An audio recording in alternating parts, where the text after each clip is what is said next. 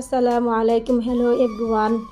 আশা করি আল্লাহর অশেষ রহমতে সবাই ভালো আছেন, সুস্থ আছেন এবং নিরাপদে আছেন। আলহামদুলিল্লাহ, আল্লাহর অশেষ রহমতে আমার পরিবারকে নিয়ে আমিও ভালো আছি। শুরু করছি নতুন দিনে নতুন আরেকটি লাইফস্টাইল ব্লগ ভিডিও। আমার ভিডিওতে আপনাদের সবাইকে আমন্ত্রণ জানাই। কাছে অথবা দূরে যেখান থেকে দেখছেন বা শুনছেন, প্লিজ একটা লাইক দিয়ে আমার ভিডিওটা দেখা কন্টিনিউ করবেন। আর এই যে আলহামদুলিল্লাহ, রোজাগুলো দেখতে দেখতে কিন্তু ধীরে ধীরে চলে যাচ্ছে। মনে হয় কয়েকদিন আগে রোজার প্রস্তুতি নিলাম, কিন্তু দেখতে দেখতে কিন্তু প্রায় আলহামদুলিল্লাহ আজকে না কালকে আমি এই ভিডিওটা আপলোড দিব। আলহামদুলিল্লাহ কালকে প্রায় 16 রোজা হয়ে যাবে। এ আর কি, আমার সম্ভবত 12-13 রোজা থাকলে পরে কিন্তু আর মনে থাকে না কয়টা রোজা চলে যাচ্ছে। এভাবে কিন্তু আমার মনে হয় তাড়াতাড়ি করে রোজাগুলো চলে যায়। তারপর আমার হাজব্যান্ড এগুলো অনেকগুলো ফল নিয়ে আসছিলো, এই জায়গায় মালটা, আপেল, আনারস, তারপর আঙ্গুর ফল। তারপর আমার ছেলেকে অল্প কটা ধুয়ে দিব। তারপরে কিন্তু আমি এই ফলগুলা গুছিয়ে নিয়েছি। গুছিয়ে তারপর চলে আসলাম রান্না বান্না। এই যে আমি এই জায়গায় ছোটো মাছ রান্না করে নিব। আর রোজার মধ্যে না খাওয়া হয় কম, কিন্তু টেনশন করতে হয় আমার মনে হয় বেশি। কারা কারা আমার মতন আছেন আপুরা কমেন্ট করে জানাতে পারেন। মানে আমি সবসময় টেনশনে থাকি, বুড়োবেলা কয়টা ভাত কী দিয়ে খাওয়া যায় সেই টেনশন করে কিন্তু আমি রান্না বান্না করতে হয়। মানে ভোরবেলা খেতে কিন্তু একদমই মন চায় না। তারপরে যদি একটু পছন্দের রান্না করি তাহলে কিন্তু অল্প কটা ভাত খাওয়া যায়। তারপরে কিন্তু তরকারি দিয়ে অল্প কটা ভাত খেয়ে আমি কিন্তু আবার একটু দুধ কলা দিয়ে ভাত খাই। আমি কিন্তু দুধ কলা দিয়ে ভাত মানে খাইনি বিয়ের পর। বিয়ের আগে কিন্তু আমার বাবা আমাকে দুধ কলা দিয়ে ভাত মেখে দিত। ওই দুধ কলা দিয়ে খেয়েই কিন্তু আমি ছোটোবেলা রোজা থাকতাম। কিন্তু আর বিয়ার পর থেকে আমার অভ্যাস ছিল না দুধ কলা দিয়ে খেয়ে, কিন্তু আমার হাজব্যান্ড সবসময় দুধ কলা দিয়ে ভাত খায়। তারপর ভাবলাম আমিও একটু অভ্যাস করি, যেন অল্প একটু তরকারি দিয়ে ভাত খেয়ে আবার অল্প কটা ভাত দুধ কলা দিয়ে খাবো ইনশাল্লাহ। আমি কিন্তু এবার প্রথম রোজার থেকে না, প্রায় 2-3টা রোজার থেকেই কিন্তু একটু প্র্যাকটিসটা চালিয়ে যাচ্ছি ইনশাল্লাহ। এখন কিন্তু আমি অল্প অল্প দুধ কলা দিয়ে ভাত খেতে পারি। এ আর কি, আপনাদের সাথে একটু গল্প শেয়ার করলাম, ছোটোবেলার কথা স্মৃতিগুলো মনে পড়ে গেল। এই যে এখন রোজা থাকি, রোজাগুলো কিভাবে চলে যায় টের পায় না, কিন্তু ছোটোবেলা রোজা থাকতাম। ভোরবেলা উঠে খেয়ে তারপরে কিন্তু আবার সকালবেলায় উঠে খেলাধুলা করা শুরু করে দিতাম। মনে হয়তো কি সময় যায় না এমন মনে হতো। আর এখন সময় কিভাবে চলে যায় টেরও পাওয়া যায় না। এই যে আপনাদের সাথে তো মনের আনন্দে অনেক কথাই বলে দিলাম। তারপরে এই যে আমি ছোটো মাছটা বসিয়ে তারপর আমি অনেকগুলো মাছকুলের ডাল গুঁড়া করে নিয়েছিলাম। তারপর এগুলা কিন্তু আমি বক্সে রোদে দিয়ে এসেছিলাম, রোদে দিয়ে তারপর কিন্তু আমি বক্সে করে রিফিল করে রেখে দিলাম। এভাবে রোদে দিয়ে ডালের গুঁড়াগুলো রেখে দিলে অনেক দিন থাকে। তারপরে এই যে আমার চুলাটা একটু ময়লা হয়েছিল, তারপর আমি একটু লিকুইড দিয়ে ভিজা তাওয়াল দিয়ে মুছে নিলাম।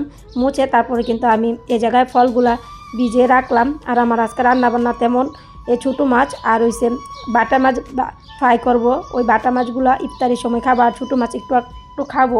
আমি কিন্তু ইফতারি করি না, ভাতই খেয়ে নিই। তারপরে কিন্তু আমি ফলগুলা ভিজিয়ে আসর নামাজ পড়তে চলে গিয়েছিলাম। তারপর আসর নামাজ পড়ে তারপরে কিন্তু আমি এখন এসে মাছটা দেখি অবস্থা, তারপর দেখি আমি ধনিয়া পাতা দিয়ে দিলাম। এই যে আমি ধনিয়া পাতা দিয়ে দিলাম। আর এই মলাই মাছগুলো এর আগের দিন রান্না করেছিলাম, আমি মাথাটা ফালাই নাই, একটু কাটা কাটা রেখেছিলো। তারপর আজকে কিন্তু আমি সবগুলা মলাই মাছের মাথাগুলো ফালিয়ে দিয়েছিলাম। ফালিয়ে তারপর কিন্তু আমি রান্না করেছি। এই যে আমি বক্সে রেখে দিলাম, যেটুকু খাবো। তারপরে কিন্তু আবার ফ্রিজে রেখে তারপরে সিয়ারের সময় আমি একটু গরম করে নিব। তারপর আমি মাছ ফ্রাই করব। এগুলা কিন্তু পাইপেনটা আমি বসিয়ে রাখলাম, গ্যাস অল্প আছে। তারপরে ভাবলাম একটু গরম হোক। আর এই পাশে কিন্তু আমি ফলগুলা কেটে নিই। তারপরে এই যে আমি আপেল আর মালটা নিয়েছি এই জায়গায়, তারপরে এগুলো আমি কেটে নিব। আর অফ ক্যামেরাতে কিন্তু আমি আনারসটা দা দিয়ে কেটে নিয়েছি, যেন আমি ছুরি দিয়ে এত ভালো কাটতে পারিনি, যেন আনারস আমি ছুরি দিয়ে কাটতে পারবো এই আর কি। তারপর এটা ছিল এর আগের দিনের ভিডিও। তারপরের দিন এই যে আমি লাউ দিয়ে গরু মাংস রান্না করব। এর পরের দিনের ভিডিও ছিল এটা। এই যে আমি প্রথমে কিন্তু তেলের ভিতরে তেজপাতা, এলাচ, দারচিনি, পরিমাণ মতন পেঁয়াজ দিয়ে ভেজে নিয়েছিলাম। ভেজে তারপর আমি আদা রসুন বাটা, তারপরে লবণ, মরিচের গুঁড়া, হলুদের গুঁড়া, ধনিয়ার গুঁড়া, এই যে যাবতীয় সব উপকরণ আমি দিয়ে দিলাম। দিয়ে তারপরে সুন্দর করে কিন্তু আমি মশলাটা এখন কষিয়ে নিব। আর মাঝে মধ্যে ভিডিও করতে করতে অনেক কিছু ভুলে যাই। এই যে আমি তরকারিতে জিরা বাটা দিতে মনে নেই, এই যে আমি আবার জিরা বাটা দিয়ে দিলাম। দিয়ে কিন্তু আমি আবার অল্প করে পানি দিয়েছিলাম, দিয়ে আবার সুন্দরভাবে কিন্তু আমি মশলাটা কষিয়ে নিয়েছি। তারপরে এই যে মশলাটা কষিয়ে তারপরে কিন্তু আমি মাংসটা দিয়ে দিব। আর গরু মাংস দিয়ে লাউ রান্না কিন্তু মজাই লাগে, আমার কিন্তু ভালোই লাগে। আর ওই দিন নীলা লাইফস্টাইল ব্লগ ভিডিও, ওই আপু লাউ দিয়ে গরু মাংস রান্না করেছিল। এর আগের থেকেই আমার মন চাচ্ছিল খেতে। তারপর আপুরটা দেখলাম, তারপর তো আমার আরও বেশি মন চাচ্ছে জানি আমি আজকে রান্না করব। আপুর ভিডিওটা ওই দিনই দেখেছিলাম, আমি ওই দিনই কিন্তু রান্না করেছিলাম, কিন্তু আমি ভিডিওটা ছাড়তে অনেক লেট হয়ে গিয়েছিল। এই যে আমি কালকে ভিডিওটা আপলোড দিব, আজকে আমি ভয়েস দিয়ে রাখছি। আর ভিডিও বানাতে না অনেকটাই কষ্ট হয়, যে ভিডিও মেক করে সেই বুঝে। প্লিজ কেউ ভিডিও স্কিপ করে অথবা টেনে দেখবেন না, যেটুকুক দেখতে মন চায় আপনারা এতটুক দেখবেন, না মন চাইলে বের হয়ে যাবেন। তারপরও কেউ কারো ক্ষতি করবেন না। এই রমজান মাসে কিন্তু একটা ভিডিও বানাতে, একটা ভিডিওর ভয়েস দিতে অনেক কষ্ট করতে হয় আমাদের। এই জন্য আপনাদের কাছে আমার হার্ডলি রিকোয়েস্ট থাকবে, কেউ ভিডিও স্কিপ করে অথবা টেনে দেখবেন না। তারপরে ইফতারি প্রায় সময় হয়ে গিয়েছিল, তারপর আমি এদিক দিয়ে লাউটা বসিয়ে দিলাম, আর ওই দিক দিয়ে কিন্তু আমি বুটটা গরম করে নিয়েছি। তারপর আমার হাজব্যান্ড আবার চলে আসছিল, এই যে আমার জন্য এই জায়গায় টক বুড়ি নিয়ে আসছিল আর কলা নিয়ে আসছিল এই জায়গায়। তারপরে এগুলা রেখে আর আমি কলাগুলো এখন ধুয়ে নিব। তারপরে কিন্তু ইফতারি সময় হয়ে গিয়েছিলো, এই যে আমরা ইফতারির সামনে চলে আসলাম। তারপর এই যে আমরা ইফতারি করে তারপরে কিন্তু আমি মাগরিব নামাজটা পড়ে নিয়েছি। এই যে নামাজ পড়ে আবার তরকারিটা দেখতে চলে আসলাম। এই যে তরকারিটা একদম লাস্ট পর্যায়ে চলে আসছে, মানে হওয়ার পর্যায়েই। তারপর কিন্তু এই জায়গায় কিন্তু আমার প্রায় 3 দিনের ভিডিও একত্র করে কিন্তু আপনাদের সাথে আমি শেয়ার করছি।